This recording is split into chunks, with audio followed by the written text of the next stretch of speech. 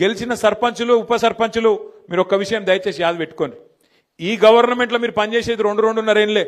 మళ్ళీ అటెన్క వచ్చే గవర్నమెంట్లో మన గవర్నమెంట్లో మళ్ళా 2-2.5 ఏళ్ళు మీరే ఉంటారు. కాబట్టి దబ్బన వీళ్ళు ఏమైనా కొద్దిగా కష్టపెట్టినా కొద్దిగా ఇబ్బంది పెట్టినా 1 సంవత్సరం ఓర్చుకోవాలి అంతే. అటెన్క ఏముండదు వీళ్ళది, అటెన్క ఏముండదు. మీకు వచ్చే పైసలు ఎట్లాగొస్తాయి? గ్రామ పంచాయతీకి రావాల్సిన డబ్బులు కేంద్ర ప్రభుత్వం నుంచి రాష్ట్ర ప్రభుత్వం నుంచి మీ హక్కుగా రావాల్సిన పైసలు, ఫైనాన్స్ కమిషన్ ద్వారా రావాల్సిన పైసలు ఎవడు ఆపలేడు. ఆది శ్రీనివాస్ ఆపలేడు, రేవంత్ రెడ్డి ఆపలేడు, నరేంద్ర మోడీ కూడా ఆపలేడు. ఎందుకంటే అది రాజ్యాంగం.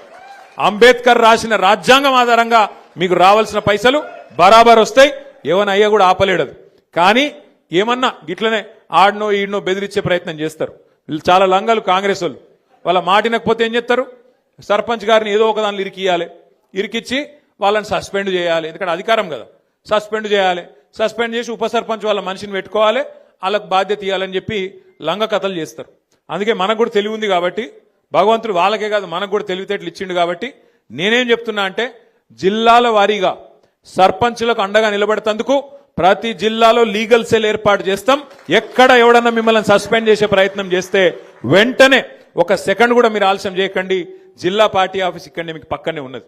మన జిల్లా గింతనే జిల్లా, చిన్న జిల్లా, 12 మండలాలు, 2 మున్సిపాలిటీలు, చాలా చిన్న జిల్లా మనది. వెంటనే అర్ధగంట లోపల మీరు ఇక్కడికి రావచ్చు.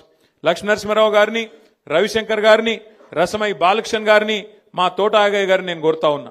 ఎక్కడ ఏ ఊర్లో చిన్న, ఇప్పుడు 83 మంది మాత్రమే కాదు, ఇంకా 17 నాడు మళ్ళీ ఎలక్షన్ ఉంది, మళ్ళా జోరుదారు గెలుస్తాం, నాకే అనుమానం లేదు. ఎక్కడ చిన్న సమస్య వచ్చినా సర్పంచ్ గాని ఉప సర్పంచ్ గాని వెంటనే ఇక్కడ లీగల్ సెల్ యాక్టివేట్ చేయాలి, వెంటనే కోర్టుకు పోవాలి, మన హక్కుల కోసం మనం కొట్లాడాలి. ఈ విషయంలో రాజీ పడొద్దని చెప్పి నేను కోరుతున్నా.